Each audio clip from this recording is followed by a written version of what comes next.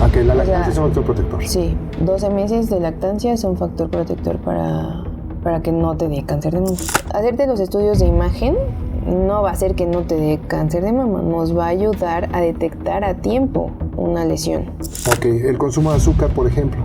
Que dicen que el azúcar nutre las células malas, pues no es tanto eso, o sea, más bien el azúcar, al ser una sustancia proinflamatoria en nuestro cuerpo, al generar mayor secreción de adipocitos y demás, o al momento de que tenemos ya datos de sobrepeso u obesidad, pues nos va a generar también mayor riesgo. ¿Cuáles son los puntos básicos de una buena exploración? Pacientes posmenopáusicas, o sea que ya no reglan, deben de escoger un día el mismo al mes, o sea, por ejemplo, el primero de cada mes. Y todos los días primero de cada mes, revisarse.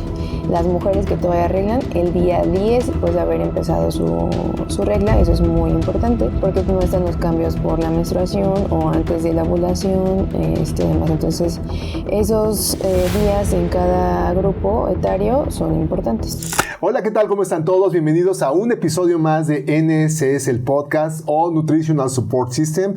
Es un gusto tenerlos aquí con nosotros porque vamos a tener un tema importantísimo que es cáncer de mama. ¿Son tus genes o son tus hábitos? ¿Por qué razón? Porque sabemos que actualmente el cáncer de mama es una de las principales causas de morbimortalidad en la población. O sea, no es una cosa menor y trajimos a una experta en el tema que es la doctora Michelle Soto, que es justamente especialista en este tipo de temas de cáncer de mama, pero no vamos a tocar este episodio desde el punto de vista de tratamiento, no, queremos abarcar la prevención. ¿Cómo podemos hacer para poder prevenir que ustedes puedan llegar a presentar este tipo de cánceres que desafortunadamente en la población, tanto mujeres como hombres, porque también se presentan los hombres y ya lo veremos más al rato, tiene una gran repercusión? Entonces, sin duda, vamos hoy a tener un tema muy rico y muy variado. Si les sirve la información, si ustedes saben de alguien que tenga la necesidad de tener este conocimiento, compártanle la información, que para eso es este tipo de contenido. Y también agradecemos, por supuesto, a la Choza de los pequeñines y también, por supuesto, a nuestro equipo de producción. Muchísimas gracias. Recuerden que esto para nada es una consulta, no tiene nada que ver con esto.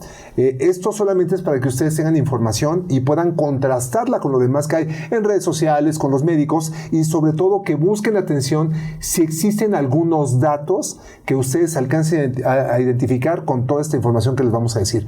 Pues bueno, muchísimas gracias por acompañarnos y comenzamos. Y con ustedes, NSS, Nutritional Support System, el podcast, by Fernando Leal. Bueno, pues ahora sí comenzamos este episodio que es altamente importante a nivel social debido a la mortalidad que se presenta a nivel nacional e internacional de pacientes con cáncer de mama.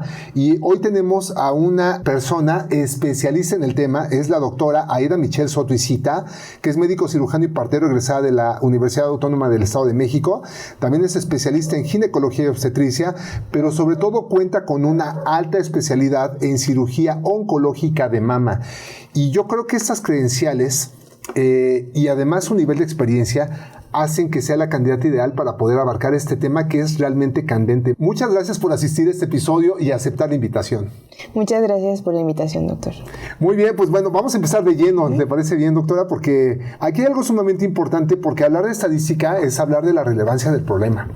¿Qué tantos números nos arroja esto del cáncer de mama? ¿Es cierto que es una de las causas de principal mortalidad en la población femenina? Sí, aproximadamente 600,000 muertes a nivel mundial, 20,000 en México al año, y estamos hablando de aproximadamente 18 mujeres por cada 100,000 en México. Esa es la estadística que se tiene más reciente. Oh. Antes era una mujer de cada 9 las que tenían cáncer de mama. Últimamente ya la estadística, 1 de cada 7 va a tener cáncer de mama. Ok, eso no es sencillo. Uh-huh. ¿A qué se debe que haya incrementado tanto, doctora? Bueno, hay factores de riesgo modificables que podrían ser los que están mayor relacionados. Ok, a ver, pero ahorita vamos a meternos más en el tema, pero yo creo que sí es importante hablar de la situación, porque uno pensaría que principalmente es la genética la que te está generando el cáncer de mama. ¿Qué es lo que realmente sucede? Pues solamente el 5 a 10% de los cánceres de mama son un factor hereditario, o sea, una mutación con la que tú naciste que hace que tengas esa predisposición. y todo el 90% tiene que ver más con cuestión de factores ambientales. Sí causan obviamente a lo largo del tiempo esos factores, cambios o alteraciones en la cuestión genética, y por eso se habla de que es una enfermedad a nivel genético, pero serían esas dos principales diferencias entre un cáncer hereditario, por así decirlo. Ok, a ver, entonces, este dato que acabas de decir es altamente relevante, porque todo el mundo pensaría que si la mamá y la abuelita y todo el mundo tuvo cáncer de mama, tú en automático tendrías cáncer de mama. Entonces eso no es correcto. Ahí sí tendríamos que investigar profundamente, porque normalmente si hay tanta rama familiar afectada, normalmente sí es una mutación genética. Entonces, de dos principales genes, que es el BRCA1 y el BRCA2. Y hay otros genes que también se han visto asociados, pero estos son los dos principales. Más bien, si a tu tía le dio cáncer, o a la abuelita, no necesariamente a mí me va a dar cáncer, o a lo mejor sí. Y puede ser que ahí no haya una mutación genética relacionada. Ok, a ver, entonces, vamos a poner en orden. Ese 5 a 10% que nos estás comentando acerca de la predisposición genética abarca esas ramas que estoy comentando ahorita. Pero no quiere decir que sea todo. No. El 90% de los cánceres de mama se deben a los hábitos, o sea, al no hacer ejercicio, a la degeneración ambiental, a los factores que pueden hacer que externamente el genoma pueda provocar un cambio o una mutación después de que naciste, Exacto. no que lo traes. Exacto. O sea, se adquieren esos cánceres. Entonces, por lo tanto, los podemos evitar, ¿no? Sí. Pero fíjate, a ver, la estadística es fuerte. Fíjate, en México durante el 2022 se registraron 23,790 casos de cáncer de mama nuevos en la población de 20 años y más. Ok. ¿A qué edades se están registrando los cánceres de mama? ¿A partir de qué edades? Desde los 20. ¿Desde los 20? O sea, no podemos tener una niña de 15 con cáncer de mama. O sea, bueno, sí, antes. De la mujer más joven que he visto tenía 16 años. 16 con cáncer de mama. Wow. O sea, antes en la población teníamos cánceres de mama, pero... En etapas de, adulto mayor, ¿no? O sea, adulto mayor. Personas de 60, 70 años. ¿Y en qué momento cambió esa estadística? Pues en las últimas décadas es que ha habido ese incremento. O sea, desde el 2000 para acá, más o menos. Más o menos sí, pero yo creo que a lo mejor teníamos menos estadística antes, pero estos últimos años sí ha sido más la incidencia en mujeres jóvenes. Ok, ¿y cuáles son las principales causas que se asocian a que se hayan presentado cada vez en población más joven? Yo creo que tiene que ver más que nada los factores de riesgo que son modificables hasta cierto punto, como es los embarazos antes de los 30 años, o sea, más bien las mujeres están embarazando a una edad mayor, después de los 30, no están lactando. Bueno, esto ya totalmente no modificable en cuestión de la cantidad de años que reglan. Pues la alimentación, la falta de actividad física, los factores ambientales. O sea, todo eso sí son factores de riesgo modificables que podrían alterar. A ver, sería bueno explicar estas cosas porque ya la población está teniendo hijos a etapas menores a los 20 años. O sea, es muy difícil que alguien que está planeando embarazarse se embarace antes de los 30. No sé si te ha tocado, ¿ok? Tú estás diciendo que después de los 30 años hay más predisposición de cáncer cuando te embarazas arriba de los 30 años. Ok, pero entonces tenemos que prevenirlo con otros factores. No quiere decir que no te puedas embarazar después de los 30. No, claro, ni que a fuerza te tienes que embarazar a los 20. O sea, es un conjunto de cosas. Nada más una cosa va a hacer que no te dé, ni una cosa va a hacer que te dé. Ok. Ahora, el no lactar sí va asociado. Sí, es un factor protector. Ok, la lactancia es un factor protector. Sí, 12 meses de lactancia es un factor protector para que no te dé cáncer de mama. Ok, ¿y por qué te podría dar cáncer de mama cuando no lactas? Porque no hay esa estimulación. O sea, la mama es muy vulnerable durante toda nuestra etapa reproductiva. Y la no reproductiva también. O sea, siempre está en constante cambio celular. Entonces, más bien durante la lactancia se generan ciertos factores protectores de esa glándula mamaria, que para eso es la glándula mamaria per se, ¿no? O sea, para lactar. O sea, esa es su función biológica. Entonces, pues si nunca tuvo esa función, siempre estuvo con el estímulo durante toda su vida de la pubertad, la etapa reproductiva, la menopausia, o sea, todos estos cambios, y estas células en algún punto, alguno de todos los factores externos hicieron que su ADN cambiara y pues empezara la proliferación de las células malas. Ok, ahora también implica que pues alguien que no lactó no usa las glándulas mamarias, las bolsitas colectoras de leche, generan mucho más procesos inflamatorios, a final de cuentas no hay una liberación, y eso también es como la mastopatía fibroquística evolucionada por el proceso inflamatorio a un cáncer de mama, ¿no? Que se va generando en otros aspectos. Pero qué interesante saber que el no lactar, que es, fíjate, no solamente es beneficio para el bebé, sí, es beneficio para la mamá, que es otra de las cosas importantísimas, ¿no? Que hay que señalar. Y también mencionas factores como el sedentarismo, ¿no? Combinados con esto. El sedentarismo va metido con todos. ¿Y por qué el tabaquismo tendría que estar asociado al cáncer de mama? Pues porque es un daño celular por las sustancias químicas que tiene el tabaco. Entonces genera mayor daño. Y en sí no es el cáncer de mama, o sea, para todos los cánceres, ¿no? O sea, al final de cuentas es un disruptor y son sustancias que no van a ayudar a que la célula se regule normalmente. Sí, hay más oxidación. Ahora, cáncer asociado a tabaco y alcohol también son recurrentes. El alcohol también es otro factor. Sí, o sea, son las dos principales cuestiones externas que está comprobado que sí aumentan el riesgo de cáncer. Tabaco y alcohol. Sí. No se diga drogas, ¿no? Y esos factores. Claro. Ok, el consumo de azúcar, por ejemplo.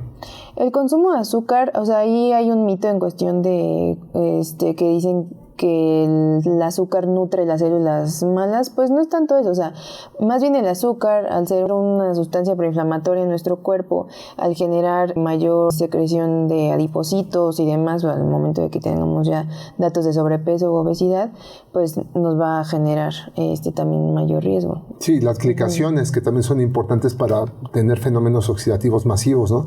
Por el azúcar. A ver, Michelle, y yo creo que hay una serie de mitos súper fuertes, porque hay cosas que están muy bien vinculadas al cáncer de mama, ¿no? O sea, vamos a hablar ahorita primero de las que están vinculadas y después de los grandes mitos, porque también los hay, ¿no? O sea, y tenemos que descartarlos. Pero la única manera de hacer prevención es conocer, y al conocer resuelves. Entonces, ¿cuáles son los principales factores sí asociados al cáncer de mama? Tú ya mencionaste tabaco, alcohol y sedentarismo. ¿Existen más que tú digas directamente están involucrados en esto? Pues yo lo pondría, o sea, como en todas partes está en dos grupos. O sea, los factores de riesgo no modificables, que ahí no podemos hacer nada, y que nuestro principal factor de riesgo es que somos mujeres. O sea, ese es el principal factor de riesgo que tenemos que tener en mente, ¿no? Lamentablemente. Entonces, el ser mujer, pues no lo podemos modificar. El inicio de una menstruación temprana, o sea, antes de los 10 años, y que la menopausia sea después de los 50, o sea, un exceso de estimulación hormonal de más de 40 años, ese es otro factor no modificable. Genera mayor producción y mayor estímulo de los estrógenos durante todo el tiempo, entonces pues nos da un mayor riesgo. Factores de riesgo, pues entre modificables y no modificables, porque eso también depende mucho como de cada mujer. Lo que ya mencionamos de los embarazos antes de los 30 años, el no lactar, la alimentación, o sea, la obesidad, el sobrepeso, el alcohol, el tabaco, todos esos son factores modificables, ¿no? Factores iatrogénicos, tal vez, que son factores que a lo mejor no sabíamos que nos iban a hacer daño, una radiación en la parte superior, o sea, por un cáncer de algún linfoma o algo así. O tomarte varias tomografías y pues sí, pero tendría que ser como... Bueno, una tomografía emite una gran cantidad de radiación, hasta 1 año y medio de radiación está considerado. Pero bueno, dependiendo del caso, ¿no? Ahora, las hormonas, la aplicación de hormonas, ¿es un factor o no? Anticonceptivos orales, o sea, como método de planificación familiar o por tratamiento de algo y demás, realmente no han tenido una asociación directa con cáncer de mama. Solamente se han visto ciertos estudios que están todavía haciendo, que tienen que ver con personas que están mutadas, o sea, con la mutación de genes ya establecido, sí les aumenta más el riesgo. ¿Y si les dan más de 5 años, por ejemplo, de hormonas? Pues ahí estamos hablando de cuestiones en otros aspectos de cambios hormonales de la paciente, pero anticonceptivos per se, de algún tiempo en específico, no hay nada establecido. O sea, no estaría lo ideal, pero no hay nada que me diga que sí, más de 5 años va a ser que de anticonceptivos me vaya a dar cáncer. Oye, ¿y personas que viven cerca de luces, o sea, de torres eléctricas y o que trabajan sacando fotocopias, ese tipo de cosas? Pues yo creo que ahí más bien va a tener que ver, o sea, qué tanta exposición. Pues yo creo que es como los médicos radiólogos, ¿no? Que están expuestos a ciertas densidades y entonces eso genera en algún punto alteraciones a nivel de las células. Ok, perfecto. Entonces todos esos puntos pueden estar vinculados. Uh-huh. ¿Los hombres también pueden tener cáncer de mama? Sí. Solo es el 1% de los cánceres en el hombre, pero sí hay cáncer de mama. Y en ellos sí normalmente está, la incidencia es entre los 60 y 70 años, o sea, ya edades mayores, y está muy relacionado a una mutación, igual del BRCA1 y del BRCA2. Ok, ahorita vamos a hablar de los estudios que tenemos que hacer para poder detectar. Sí. A ver, ¿cuáles son los grandes mitos que hay con respecto al cáncer de mama? En cuanto a detección, pues que un golpe te puede generar cáncer. O sea, eso creo que es de las principales. Ahí más bien es la coincidencia de que hubo algún golpe, una caída o demás, dolió la mama y al momento de que se revisaron, nunca antes habían revisado, no conocen cómo es su glándula mamaria y detectan una bolita y entonces llevan al médico y entonces salió algo malo, ¿no? Okay. En la mastografía, en la biopsia y demás. Okay. Entonces es uno. El uso de desodorantes, pues realmente también es un mito. En teoría debe ser pues, lo más natural posible y demás por toda la secreción que puede tener de aluminio y demás, pero no es que ellos directamente te generen un cáncer de mama. Uh-huh. O probablemente no están estudiados lo suficiente como para saberlo, porque hay muchos químicos que se ocupan en la industria que después los dejan de ocupar porque los relacionaron con algún problema de salud, ¿no? Exactamente. Y bueno, hay que tener mucho cuidado. ¿Qué otro mito es importante? Por ejemplo, el consumir, no sé, semillas oleaginosas, nueces, almendras, pistaches. No, normalmente ahí se ha reducido el consumo de esa clase de alimentos cuando tenemos algo que se llama mastalgia, que es el dolor de mamas. Uh-huh. Entonces, normalmente a pacientes que tienen dolor constante, pero más que nada por la fibrosis quística o la mastopatía fibroquística, se les sugiere que disminuyan esa clase de alimentos, pero no tienen una asociación con el cáncer de mama. Ok, perfecto. Ahora, el consumo de soya. Pues es ahí controversial. O sea, hay unos estudios que dicen que sí. Y bueno, hay como dos cuestiones de la soya. Uno tiene un factor protector hasta cierto punto y hay otro que sí se relaciona con aumento del cáncer de mama. Entonces, pues creo que ahí... Sí, no hay una evidencia contundente. Lo que sí se sugiere es que consuman soya, pero orgánica, para que minimicemos el impacto del efecto o del componente nocivo que pueda llegar a tener la soya, ¿no? Que no se potencialice con órganos fosforados, con los pesticidas y estas cosas. Pues yo creo que más que nada todas esas sustancias son las que más estarían relacionadas con alteraciones en el ADN de las células, ¿no? Todo lo externo de pesticidas, que son factores ambientales que no estamos controlando. Ok, perfecto. Bueno, y ya viendo esto, ahora sí, ¿cuál es la forma en la que yo tendría que diagnosticar el cáncer de mama? ¿O cómo puedo llevar un seguimiento antes de que suceda y poder tomar atención? Ok.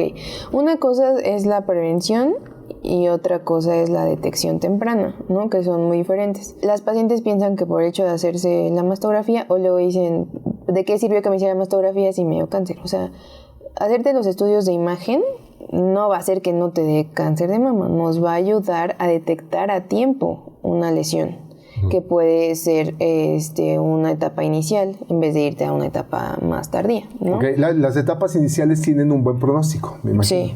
O sea, 95% 95% se salva. Uh-huh. Súper bien. Exacto. Okay. Entonces, pero en México el 90% pues es una etapa avanzada. Entonces, el 90% por falta de escrutinio.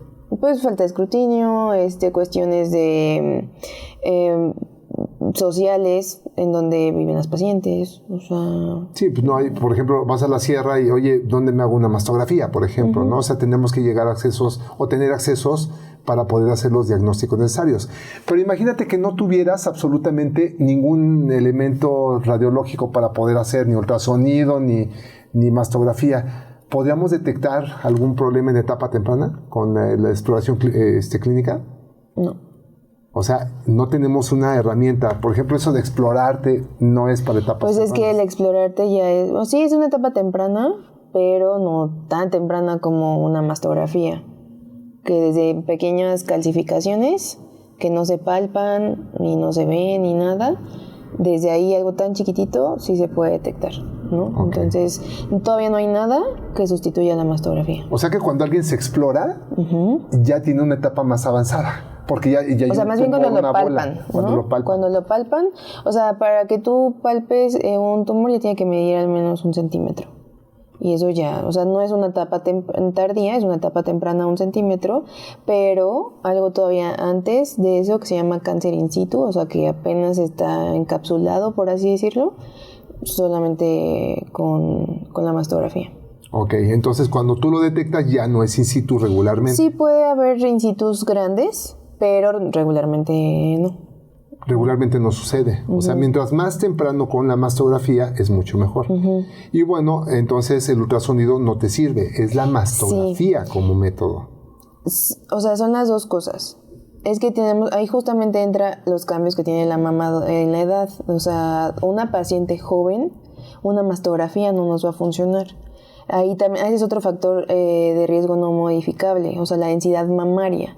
¿Qué quiere decir esto? La densidad mamaria es el cómo se ve una mama en la mastografía, en la radiografía, qué tan blanca se ve la imagen en un estudio de mastografía. Si es muy blanco, la forma en la que se ve la glándula, ahí nos puede estar ocultando nódulos, ¿no? Entonces, por eso que requerimos el ultrasonido. Entonces, en las pacientes jóvenes, por eso utilizamos el ultrasonido, no la mastografía, porque sus mamas son muy jóvenes, muy densas y se nos puede estar ahí escondiendo algún nódulo. En pacientes más grandes, normalmente con la pura mastografía podemos llegar a detectar los calcios o demás. Entonces, por eso es muy importante ver a qué edad le vas a pedir que estudie, ¿no?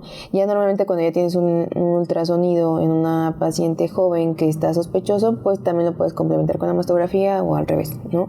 O en pacientes mayores complementas con el ultrasonido para ver cómo se ve esa imagen. Porque son imágenes diferentes. O sea, sí se necesitan los dos. Ok. Ahora, ¿a qué edad puedes hacer la mastografía a las personas? ¿A qué edad es recomendable? La mastografía normalmente es a los 40 años. Y yo sé que va a haber pacientes que me digan, pero pues yo tengo 33 y ya tengo cáncer.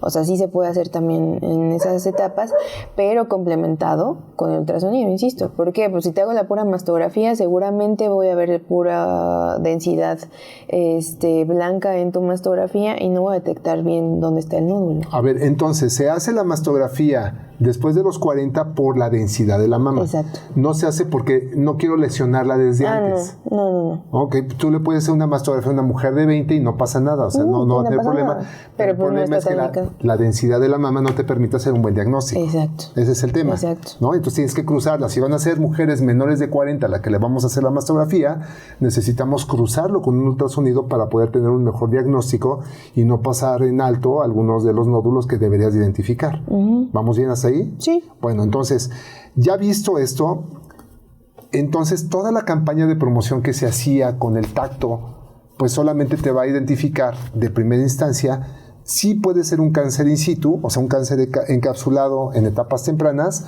pero lo mejor, aunado a la clínica, sería hacerte los estudios de imagen. Exacto. Eso es muy importante. Ahora, la exploración. ¿Cuáles son los puntos básicos de una buena exploración? Pues es estar idealmente en mujer, tomar 2 días de importancia en cuestiones me refiero a 2 días en grupos.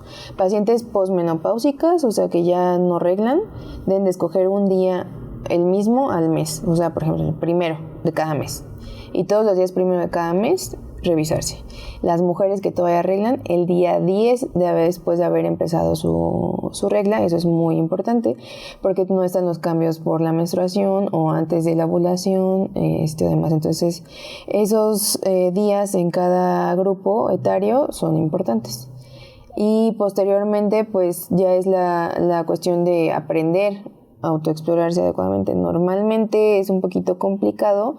Yo les sugiero que vayan al médico y que les enseñen a autoexplorarse, que no lo llegan a hacer muchos médicos, la verdad. Pero sí, esos 2 días son importantes y tratar de que lo hagamos pues tranquilamente. Puede ser acostada, parada, viéndose al espejo y demás. Y lo ideal es que con estos 3 dedos pues haya una palpación, ya sea como alrededor de la mama o en radios, ¿no? Así como si fueran las manecillas del reloj, pero realmente haciendo como esta parte, ¿no? Si se palpa algo duro, decir esto no estaba. Pero la exploración o la autoexploración es para eso, para que la paciente conozca a su mama y sepa qué era lo normal o no. Y no solamente la mama, sino las axilas, que son los puntos importantes, ¿no? Porque la cadena ganglionar la tienen que identificar sí o sí. Que muchas veces por eso se vincula con los desodorantes, ¿no? Porque de repente, algunos de los poros pueden ser invadidos por los químicos o la masa que se acumula en el desodorante y pueden provocar fomentos o infecciones o algunas otras colecciones que se llegan a confundir con este tipo de problemas, ¿no? Sí, puede haber quistes de inclusión, furunculosis o demás que generan esta clase de nódulos. O puede haber ganglios inflamados por reacción, o sea, porque te vacunaste o demás, y pues como es el brazo y es el drenaje linfático, puede ser. Pero hay un cáncer de mama que se llama cáncer de mama oculto, y el cáncer de mama oculto se genera en la axila nada más, o sea, no hay nódulo en la mama y detectas una bolita en la axila. Tomas una biopsia y te dice que es un cáncer de mama, pero solamente salió ya en la axila. Ok. Ahora, el otro tema es que también ese tipo de infecciones, cuando entran por el pezón, que también es válido, o vienen internas, generan otros tipos de problemas. Pues ahí más bien es un diagnóstico diferencial, o sea, una mastitis, por ejemplo, ¿no? O sea, ahí la cuestión de un golpe muy fuerte a lo mejor sí te puede generar un moretón, nosotros lo llamamos hematoma, que es como una colección de sangre o de masa dentro de la mama, y eso se va deshaciendo y entonces forma un absceso y una mastitis. Y luego también está la otra parte que es la mastitis, en cuestión de un proceso inflamatorio de la mama que puede llegar a tener como diagnóstico diferencial un cáncer inflamatorio, ¿no? Entonces sí es importante ver esa parte, que no toda patología de la mama a fuerza tiene que ser un cáncer. O sea, hay muchísimas patologías benignas que pueden tener un diagnóstico diferencial con el cáncer de mama. Ok, entonces déjame hacer un resumen. El cáncer se está presentando de mama cada vez más en etapas tempranas. Más en mujeres más jóvenes, digamos así, ¿no? Segundo, también se está presentando en hombres. ¿Ok? Pero ya en etapas de más años, ¿no? Más avanzadas, en la tercera edad, por ejemplo. Tercero, va vinculado a procesos que lo predisponen. Por ejemplo, alcohol, tabaco, mala alimentación, sedentarismo, radiación, o golpes no tanto, siempre y cuando no se controle la inflamación y otro tipo de factores, ¿no? Pero, por ejemplo, un golpe que te generó un proceso de hematoma que no te lo trataste, que dejó, o sea, es no propiamente vinculado a un golpe, sino al fenómeno inflamatorio crónico, que eso puede llegar a generar algún tipo de acumulación o lesión en la mama. ¿Eso está vinculado? No, la verdad es que no, o sea, si no, pues todas las pacientes que tuvieran mastitis tendrían un factor de riesgo. ¿Y no está asociado hasta el momento? No, okay. No está asociado. Bueno, y otro factor es que solamente un 10% cuando más va en una línea directa genética. El otro 90% de los cánceres son propiamente producto de los cambios crónicos en el paciente, que son los que explicaste ahorita, ¿no? Dentro de esta situación. Y comentas que mucha de la prevención se tiene que hacer directamente con los estudios de laboratorio. O sea, de imagen, toda la imagen, ¿no? Que tú, ¿hay algunos marcadores que se tengan que sacar a nivel sanguíneo para poder hacer diagnóstico? No existe ninguno como tal. ¿Ok? Entonces nos quedaremos solamente con los de imagen. Y con exploración, bueno, para detectar cosas más grandes, digámoslo así. Pero si alguien entonces no tiene acceso a eso, pues está vulnerable ante la detección temprana, ¿no? ¿Cómo le harían? Pues no tanto, o sea, una etapa temprana todavía se considera hasta un tumor de 5 centímetros. Mientras no haya afección ganglionar, un tumor de 5 centímetros es una etapa temprana, es una etapa clínica 2. Entonces, para que llegue a un tumor a medir 5 centímetros, pues sí tiene que pasar mucho tiempo y sí es como mucha desidia. Y si desde 1 centímetro se palpa, o sea, como por qué esperar hasta los 5 centímetros, que sí pasa, ¿no? O sea, 10, 15, 20 centímetros, miedo. O sea, a los pacientes les da mucho miedo, hasta ellas mismas ya lo saben, por así decirlo, de que no es algo bueno que esté eso ahí. Uh-huh. Pero dejan pasar 2, 3, 4, 5 años, 10 años. Ok, entonces la clave sería que no dejaran pasar tiempo cuando detectan algo que no es inusual.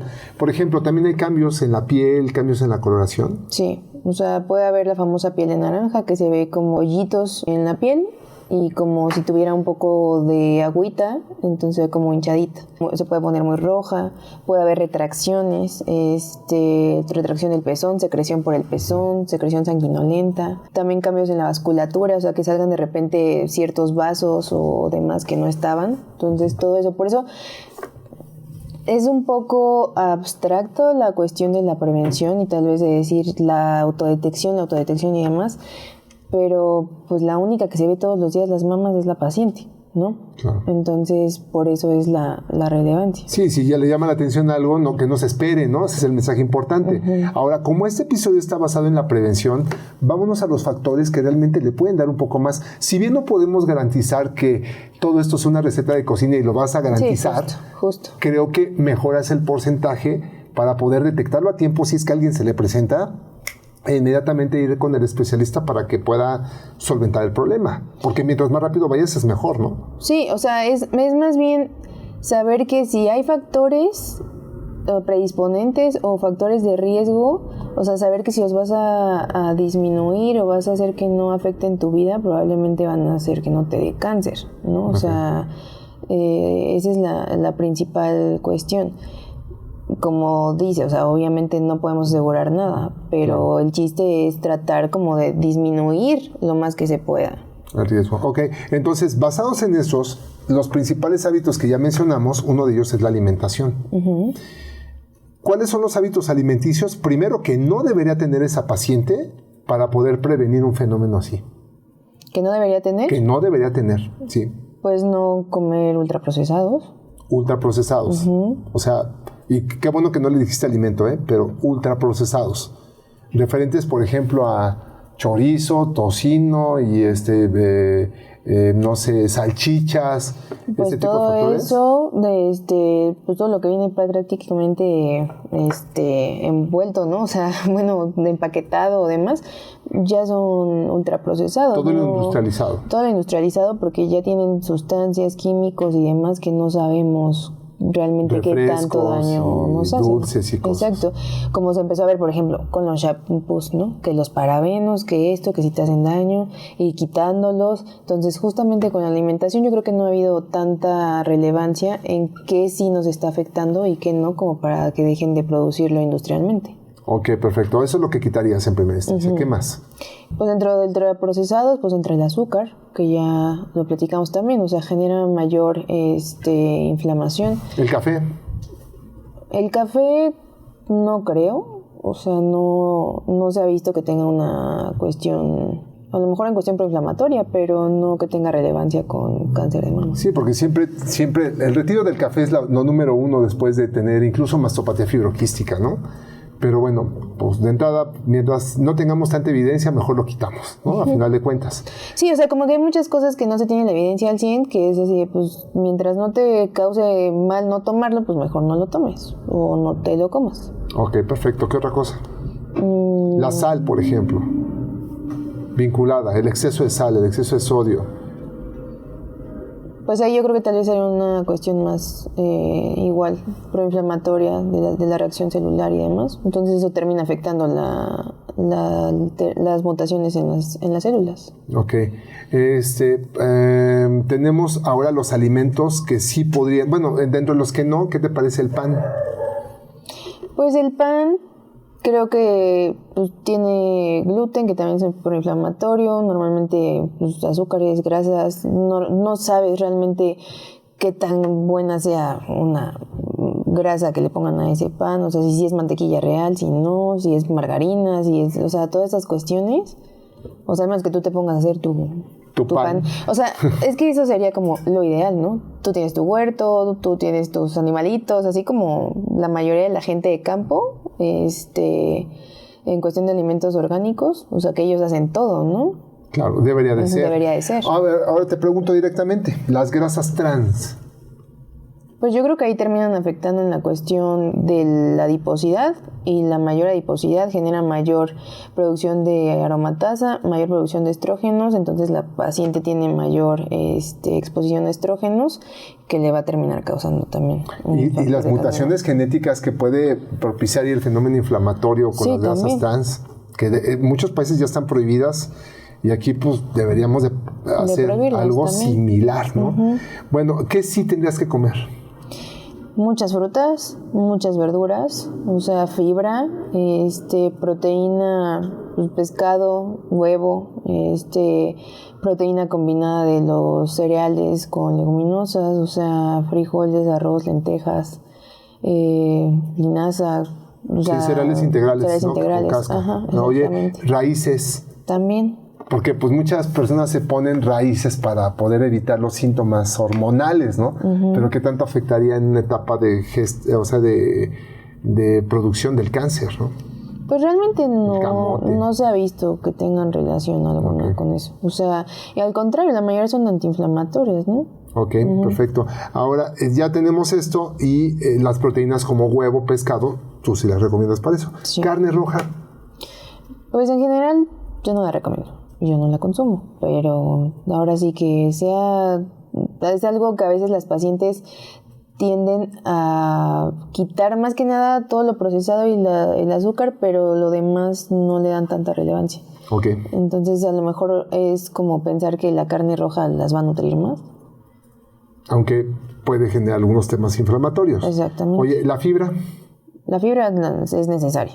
Ok. El estreñimiento y el cáncer de mama. Bueno, es que si tú me lo permites. Sí, claro. En el caso del estreñimiento, nosotros tenemos una situación súper fuerte porque la mayor parte química de los cánceres, sobre todo de mama, van relacionados al estímulo hormonal o son hormonodependientes. Sí. Entonces los factores hormonales como el sulfato de estrona tienen que salir, porque ya son tóxicos, tienen que salir vía biliar. Y entonces se juntan con los líquidos biliares y los aventamos por medio de lo que denominamos digestión, pero tiene mucho más funciones, incluso la alimentación de la microbiota. Se avientan al intestino y entonces uno los tiene que defecar.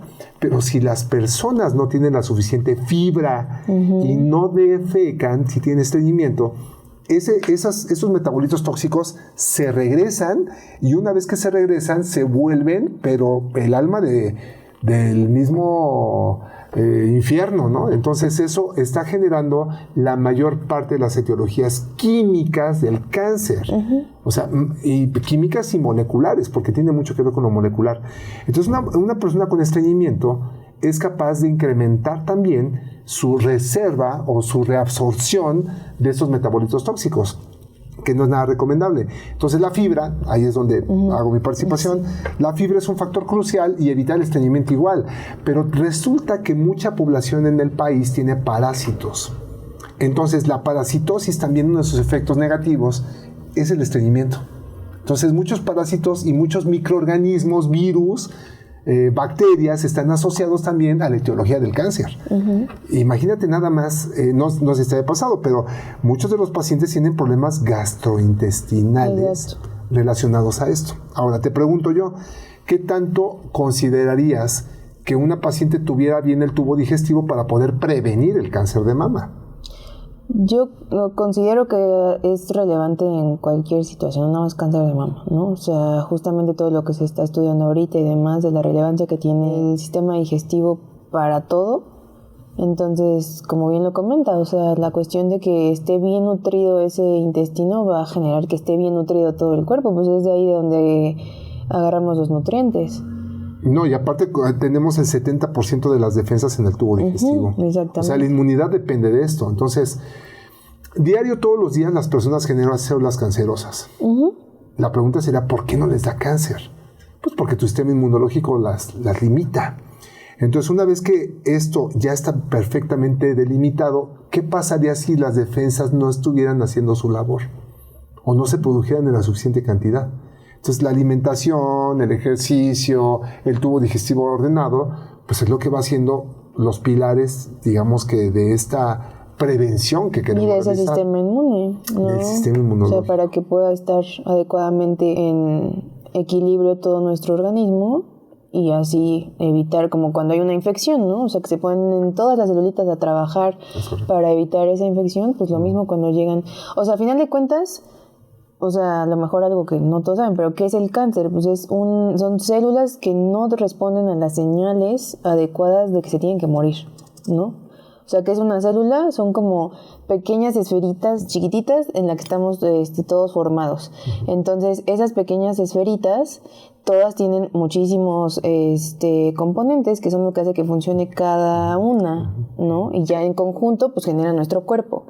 Pero si hay una que ya no responde a esa señal de muerte o apoptosis que le llamamos nosotros, y a otras señales... muerte celular programada. Exacto. O sea, se programa la célula para morir cuando ya no tiene que estar viviendo. Pero eso ya, las células del cáncer ya no responden a eso. Y no responden, o sea, y tenemos un montón de cosas antitumorales y demás que secreta nuestro cuerpo para matarlas, pero no. Entonces la célula reacciona y empieza a crecer, a crecer, a crecer y a producir este tumor que es malo, ¿no?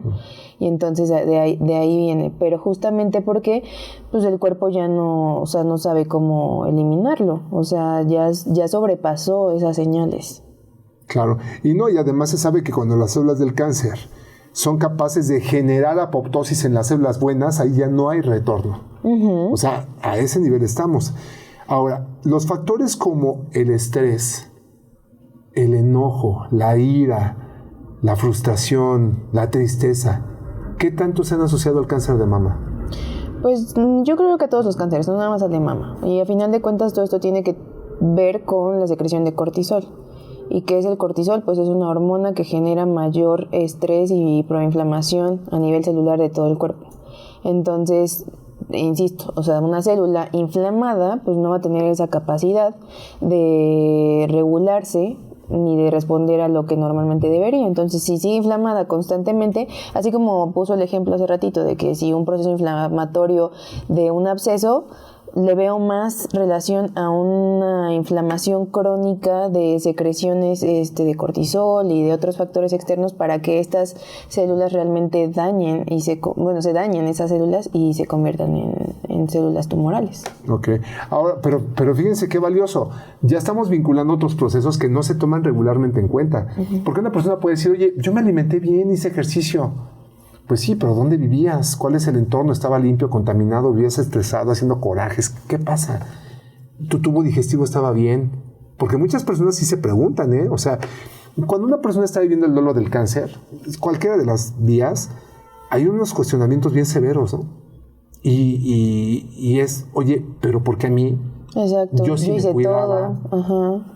O sea, a lo mejor no estamos considerando todos los aspectos, pero qué importante que llegue a oídos esta información de gente que queremos que prevenga las cosas.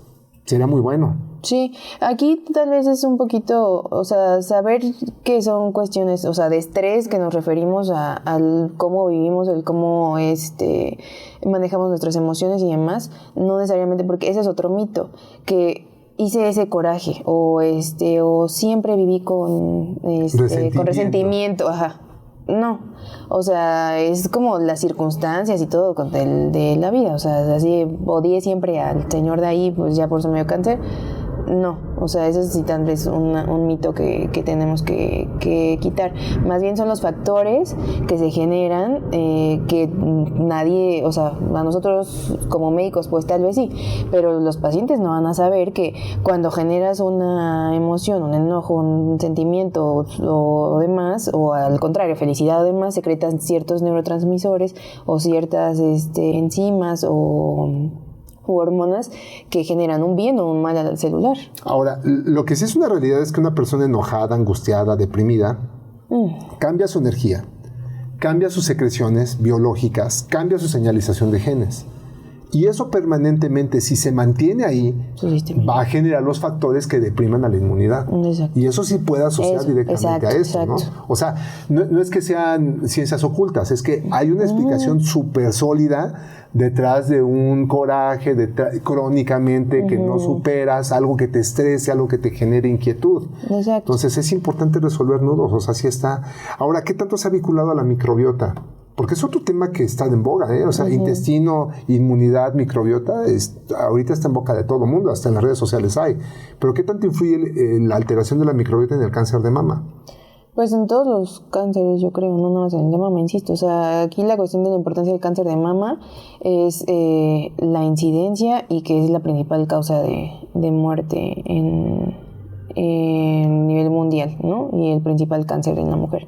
Entonces, pues en este cáncer o sea, tenemos que ver los factores que ya comentamos. También tiene hasta cierto punto, las mujeres que lactaron, pues ahí tal vez tendría que ver también los factores de los prebióticos, la microbiota y demás en la glándula mamaria. También es una mucosa cuando los conductos ya están dilatados. Y también tiene su propia microbiota. Exactamente.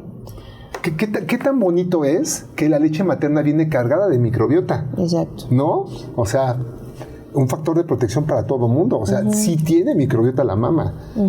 Ahora, si se modifica la del intestino, seguramente se está modificando la de la mama. Exactamente. Como se modifica la de la vagina. Existen esos ejes para todos lados bidireccionales.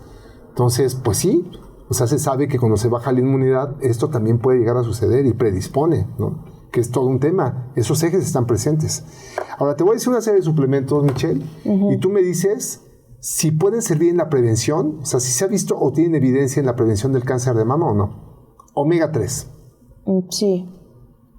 Pues es un antioxidante y es un regulador de inflamación. Ok, perfecto. Omega 3 fundamental. Entonces, el consumo de pescado y la suplementación, importante. Zinc. También. Pues también regula la inflamación. Ok, aunado pero al selenio, ¿no? Ahí te va otro que es vitamina D. Pues que la vitamina D es como nuestro nuevo alimento. Es como el dicho aparte, ¿no? Sí. Oye, pero la carencia a nivel nacional es fuerte de vitamina D, ¿no? Pues, o sea, prácticamente ser mexicano es sinónimo de tener deficiencia de vitamina D. Okay. Pero sí tenemos que suplementar con vitamina D. Porque sí viene asociado, esa carencia nos deja mal inmunológicamente, ¿no? Ok, vitamina C. La vitamina C también está relacionada con un sistema inmune bajo. Ok, complejo B. Todas las vitaminas, sí. B1, B2, B3, B5, B6, B9, B12. Sí, también hay que suplementarlo, pero adecuadamente, ¿no? Hay pacientes que quieren tomar complejo B todos los días, toda la vida y demás. Pues no. Claro. Probióticos. Sí. Fundamental. Glutamina. Pues también, pero para la cuestión de intestinal y que eso nos permita que el sistema inmune esté adecuado. O sea, sobre todo para la cuestión inmunológica, al igual que arginina. ¿Qué tal la arginina en gineco? La arginina, pues para la obstetricia ha sido un boom, ¿no? Sí, cada vez más. Pero el óxido nítrico, que es su producto, pues es importante para todas esas cuestiones inmunológicas y el estímulo de la defensa general, ¿no? A final de cuentas. Bueno, y factores como la fibra. Pues también, suplementada. Como hace rato. Importante. Polifenoles, como resveratrol. También. Sí, estos, pero ¿qué te pueden inducir? Por ejemplo, la paradoja francesa y el vino y que tiene muy buenos taninos y hay muchas personas que cuando les cuestionas, pues sí, es que estaba llenándome de antioxidantes, todo este rollo con el vino. Pues es que el vino, pero es una copa de vino, o sea, no una botella. Bueno, yo diría que no tomara. No, ¿tú le sugerirías la copa de vino a quien que quiera evitar la predisposición? No, o sea, el alcohol sí, sinceramente, entre menos o nada, mejor. Entonces, frutos rojos, resveratrol. Pero exactamente, o sea, pues dicen el vino porque viene de la uva y la uva tiene antioxidantes y demás, pero pues eso lo generas de todos los frutos rojos. Claro, te lo comes y se acabó. Dice, oye, pero la belleza del vino y la convivencia. Pero es que ahí viene justamente también la alimentación. O sea, podríamos obtener todo de la alimentación, pero la realidad es que quién tiene la mejor alimentación que no necesita suplementar nada. Claro. Ese es un punto importante, ¿eh? O sea, ¿quién sí requiere suplementarse y quién no requiere suplementarse? ¿A quién suplementarías para poder evitar un cáncer de mama? Pues tendríamos que, cada paciente que llegue, tendríamos que tener la pauta de qué come, o sea, y de cómo, y qué bebe y demás. ¿Y qué características clínicas? Por ejemplo, Pues sí. ves a alguien con la piel reseca y ya sabes que tiene también, sí, todo. carencia de ácidos grasos, o el cabello quebradizo, o la lengua lesionada. Y la etapa en la que se encuentran, ¿no? Bueno, como mujeres, yo que veo puras mujeres y que estamos hablando de cáncer de mama, pues sí, o sea, una paciente en la menopausia pues va a requerir suplementación. O sea, una mujer que quiera embarazarse también va a requerir suplementación, ¿no? Pues a lo mejor más bien, ¿quién no requiere suplementación? Fíjate, voy a poner un caso real. A ver. Imagínate una estudiante de medicina, 18 años, que acaba de entrar a la universidad y que se va a empezar a desvelar. Guardias, estrés. ¿No crees que es el origen de las enfermedades crónico-degenerativas, incluyendo el cáncer de mama? Sí. ¿Y qué tenemos que hacer? ¿Qué le diríamos a esa población estudiantil?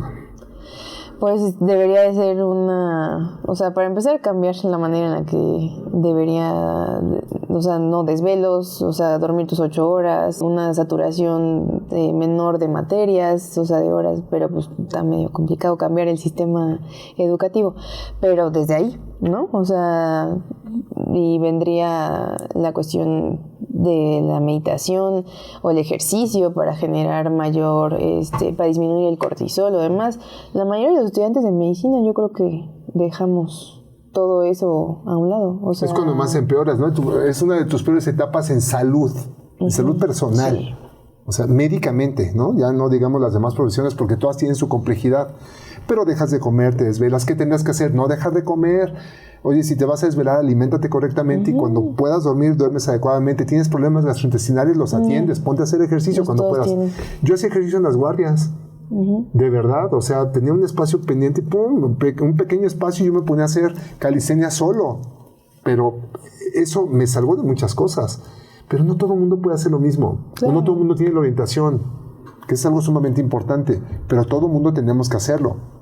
Pareciera poco relevante, pero el hacer pausas activas, el irte acostumbrando a generar hábitos positivos para ti como persona, de eso salva vidas. Desde ahí empezamos. Claro, pero creo que también tiene mucho que ver la motivación que tengas para hacerlo, el entorno social en el que estés, y no para todos es como tan fácil verlo y tampoco lo saben, ¿no? O sea, las personas que trabajan todo el día en casa limpiando, por ejemplo, ¿no? Que tengo una paciente con cáncer de mama que es trabajadora del hogar. Y me dice, doctor, es que yo hago ejercicio todo el día porque estoy todo el día de arriba para abajo. Pues no, es ejercicio, ¿no? Pero no lo saben. Sí, o sea, para ella es ser activa. Y yo así, pues no, tienes que hacer ejercicio de fuerza, o sea, a lo mejor, pues decirle a tu jefa que te dé media hora más de comida y te pongas a hacer ahí algo en la casa, ¿no? O sea, no sé. O salir media hora antes para que llegues a tu casa a tiempo, pero también esa es otra, ¿no? O sea, viven en extremos de la ciudad y también es claro, muy complejo, eso es súper común, eso es súper común. Ahora, dentro de esta situación, ¿has visto que hay muchos casos de mujeres que pueden llegar a no tener un embarazo hasta los 45 años actualmente, 48? Nada más por hacer eso, ¿ya tienes predisposición a un cáncer de mama? Es un factor de riesgo, pero es uno de los factores que ya hablamos. O sea, pero no quiere fíjate, decir... esas mujeres muchas veces se embarazan in vitro. Y las cargas hormonales son elevadas. ¿Eso se vincula a los cánceres? No. No está vinculado. No tiene asociación. No, o sea, porque sí he tenido pacientes jóvenes que han tenido su cuestión de reproducción in vitro y se sienten culpables por haber hecho la inseminación y entonces ahora ya tienen cáncer. O sea, no, eso sí no se ha visto que tenga. Sí, o sea, llegan y dicen, esto fue lo que nos sucedió. No. O sea, también, o sea, más bien lo tuvieron o se sometieron a eso, pero que les haya generado eso el cáncer, no, todavía no hay estudios que digan que es por eso. Ok, entonces, pero fíjate, Pero eso sí es es una importante. situación fuerte. Sí, es importante porque sí sienten mucha culpa. Y obviamente cualquier cuestión hormonal o demás les da miedo, ¿no? Ok. Ahora, si una mujer tuviera cáncer de mama, tú lo que nos mencionaste es que se detectaban principalmente en etapas ya más avanzadas. O sea, la estadística aquí en México, en teoría, es eso. O sea, que el 90% se detecta en etapas avanzadas. Ok. ¿Qué porcentaje de sobrevida tienen? Depende de qué etapa avanzada. Etapas 2B, 3A, 3B, o sea, antes de la metastásica puede ser hasta un 87% de Oye, ¿por qué no sobrevida. les explicamos cuál es esa clasificación de... De las etapas clínicas? El cáncer de mama va de etapa 0, que es un cáncer inicial, que es un cáncer que está encapsulado, o cáncer in situ, le llamamos. ¿Qué quiere decir? Que las células no han tenido esa capacidad como de invadir más allá y que es improbable que vayan a los ganglios y a otro órgano.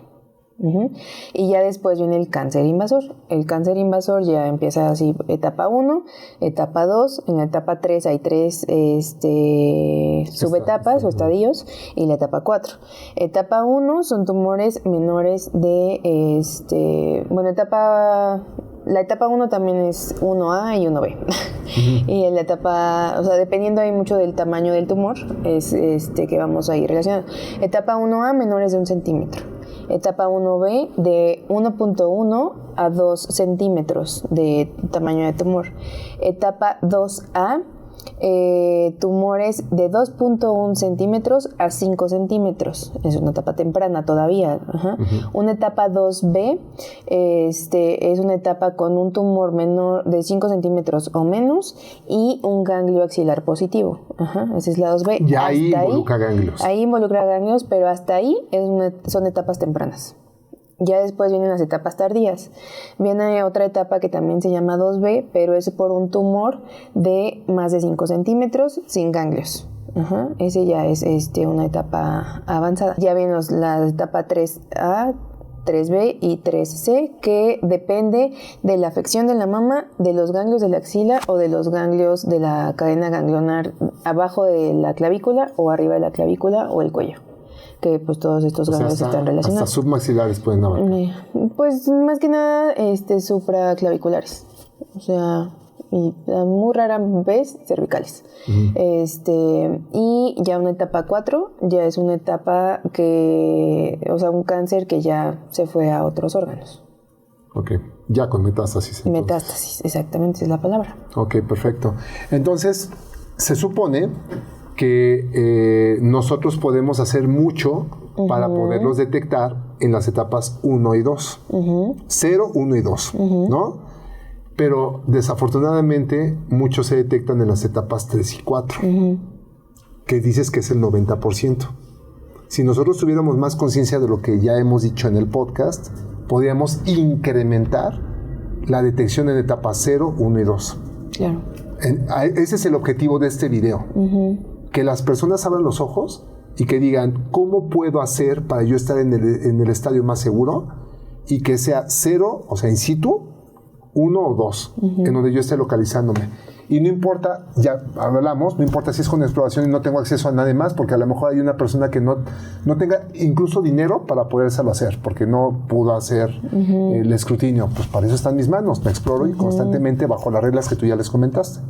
Si detecto algo, inmediatamente voy a algún servicio de salud para poder hacer el abordaje y no me espero. Claro. Tengo que hacerlo. Sí. ¿Cómo refuerzo todo esto? Incrementando los factores de alimentación, que ya los mencionamos. Tener el tubo digestivo estable, ¿no? Claro. Bien estimulado. Entonces ahí tengo que revisar mi popó y gases y otras cosas. Suplementación, que esa no la puede hacer alguien solo. Tiene que ir con un especialista. Exacto. Recuerden que eso no es una consulta, ¿no? Y cuarto punto tiene que ser el control de la mente, muy importante, porque el estrés también puede ocasionar de forma crónica periodos de inflamación. Entonces eso sería un buen resumen de lo que tú acabas de decir.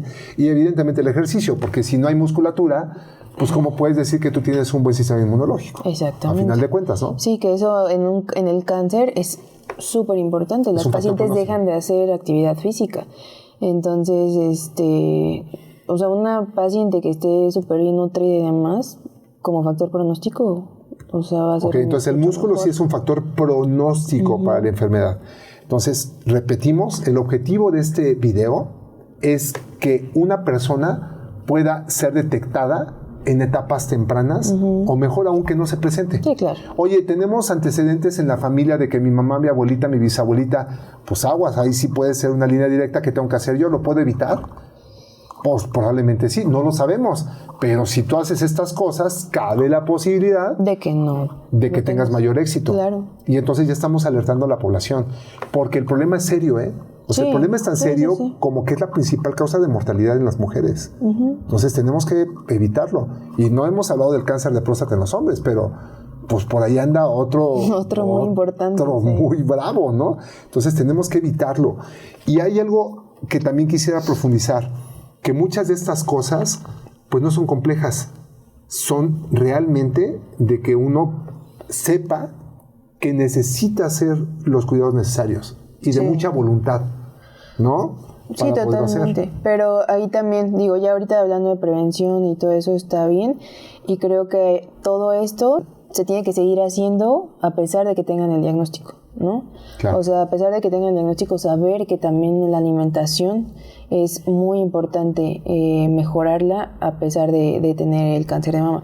Porque creo que es un parámetro que yo me he dado cuenta que como médicos, oncólogos y demás no le ponen tanta atención. Qué duro. O sea, la paciente te pregunta, ¿y ahora qué como? O sea, ya hablando ya de que ya ¿Y tienes qué la dice el enfermedad, oncólogo? pues la verdad es que mejor no digo.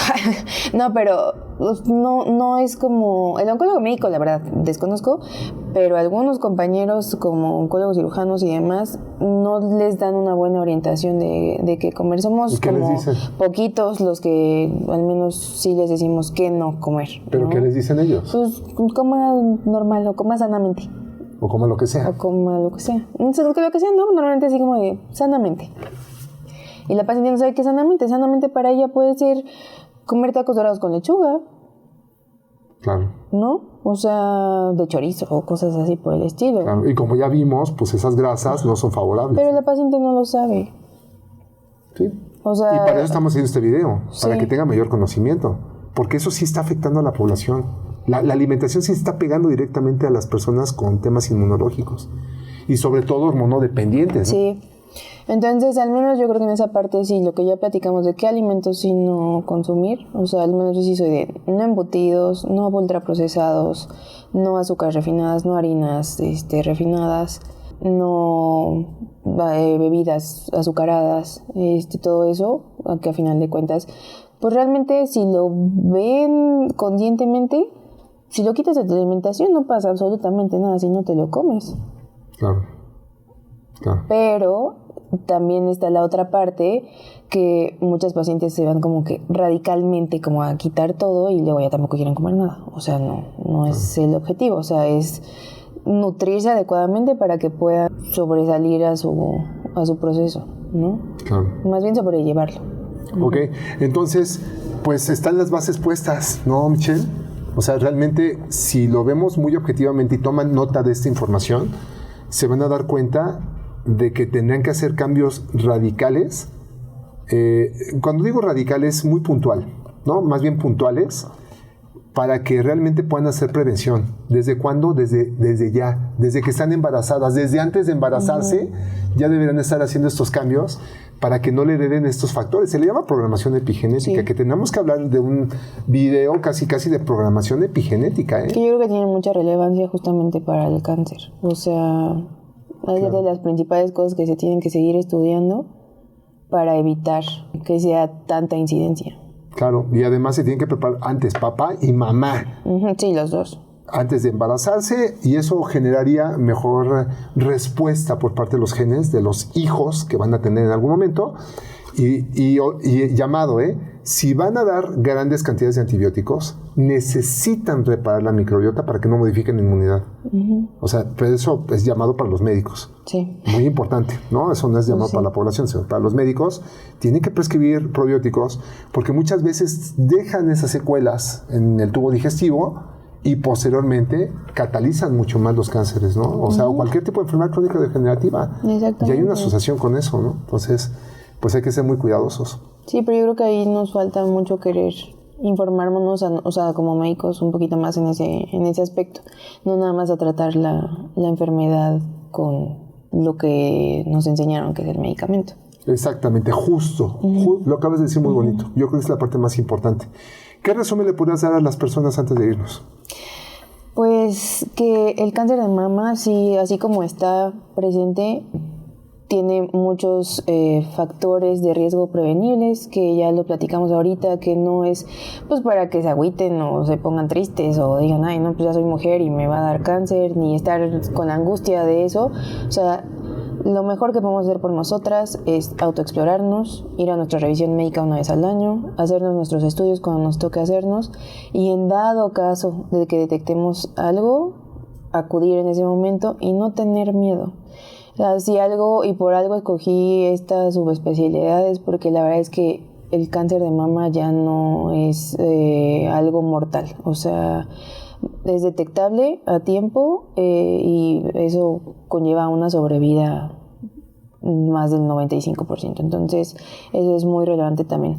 Y para las pacientes que ya tienen cáncer de mama, saber que pues su alimentación va a ser muy importante para que sigan bien, para que no regrese y para que puedan vivir 10, 15, 20, 30 años, no nada más la estadística que nos lleva en cuestión oncológica de 5 años de supervivencia. Ok. Oye, pues muchas gracias por atender la invitación y espero que esta información de verdad sea altamente utilizada para poder hacer prevención, que es lo que buscamos. Sí. La verdad es que este proyecto va destinado a ayudar.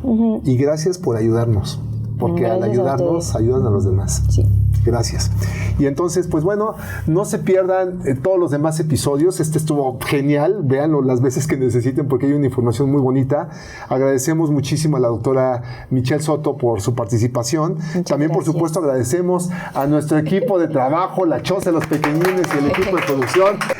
Y bueno, si te gustó la información, dejen sus aportaciones de nuevos temas porque también queremos saber qué otros temas hay.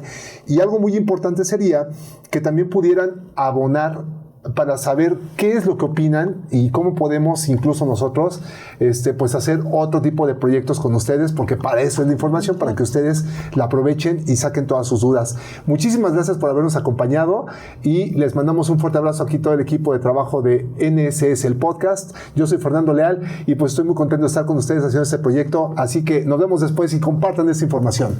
Hasta luego. Este episodio es patrocinado por Metabolismo y Nutrición Integral, Alfen Lesa, Misión Verde, Instituto 720.